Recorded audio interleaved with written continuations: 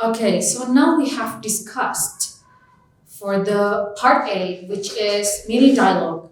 And then we are going to move on to the part B, which is longer conversations, and part C, and short talks. I will tell you about the strategies and checkpoints. And now, let's introduce them to you. Longer conversations and short talks, spoken questions. As in part A, mini dialogues, there are two basic question types. Do you still remember? Yeah, it's fact and inference questions. Fact questions ask about specific information that has been mentioned in the passages. Inference questions ask about information that has not been specifically mentioned in the passages. All question types, both fact and inference questions, begin with the question words who, what, when, where, which, why, how. One question that is frequently asked is a main idea or topic question. The examples are a main idea question or topic question. First, the example is, what is the main idea of this talk? What is the main topic of the conversation? What is the purpose of the talk? So that's for the question example in part 2, part B and part C. And now let's move on to another example. Inference question usually sound like this. Where does the talk mostly likely take place? Usually, from the audio, they don't explicitly say where the conversation takes place. So this is included as the inference question. And then how about fact question? Fact question usually sounds like this. According to the speaker, what is the supreme law of the land? Supreme law of the land. There is a specific information that you need to find that is included as the fact question. And now I will tell you about the strategies. That's for the brief introduction for short talks and longer conversation. And now we move on. Strategies for longer conversations and short talks. First, listen carefully to the short introductory statement given before each passage. Second one, quickly determine the situation and the topic of the passage. You need to understand. Remember, you need to understand the overall meaning of the passage. And the third one, listen carefully for facts and details. For facts and details, remember? Remember, when you need to answer fact questions, it means that you need to listen carefully for facts and details. What kind of facts and details you need to listen carefully to? First, places. Where is the places? What are the names of the places?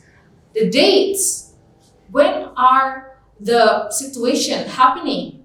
Names, also very important.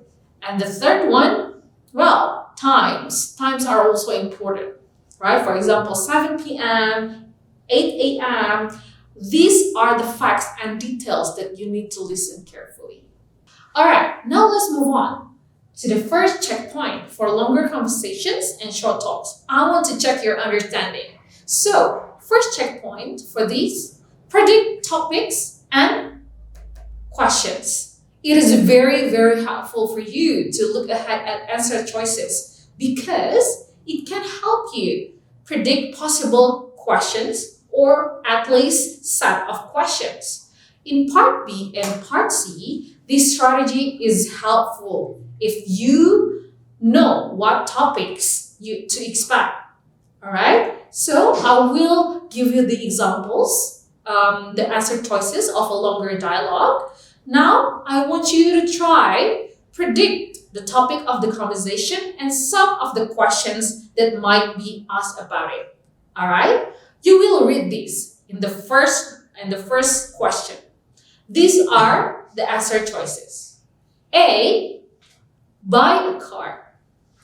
B, have her car repaired. C, borrow her friend's car. D, walk to the gas station. All right? Now, from these answer choices, you can predict and the topic and some of the questions that will be asked by thinking about the answer choices. Alright? Buy a car. Have her car repaired. Borrow her friend's car. Walk to the gas station. Alright? Fine. When you already read the answer choices, you can find related keywords in all 4 sets of answer choices. Alright? There are cars. There are gas station. Repair. Yeah, you can spot the keywords. These keywords include buy, car dealership, get a loan from the bank, and prices. From the keywords only, you can predict the topic of the passage, which is buying a car. So that's how you listen to the longer conversation. Alright, you should predict the topics. Yeah, and then predict the questions, or at least part of the questions. And now you know about the topic. Buying a car. And for number 1, there are 4 answer choices. Buy a car, have her car repaired, and see one of her friend's car, walk to the gas station. So the most possible question is, what does the woman want to do? So that's the example of predicting a question. Because the answer will be related, what will the woman do? Alright? And then for the second question, for the second answer choices, at a car dealership. B, in the man's apartment. C, on the freeway. D, in the woman's new car. Here you can listen to the preposition, right? At, in, on, in. From the preposition, you can predict that the question will be, where does this conversation take place? Right? So this is talking about where the conversation takes place. Number 3, the answer choices are A, she doesn't know yet. B, the black one. C, the red one. D, the white one. So you can also predict the question. Which car does the woman want?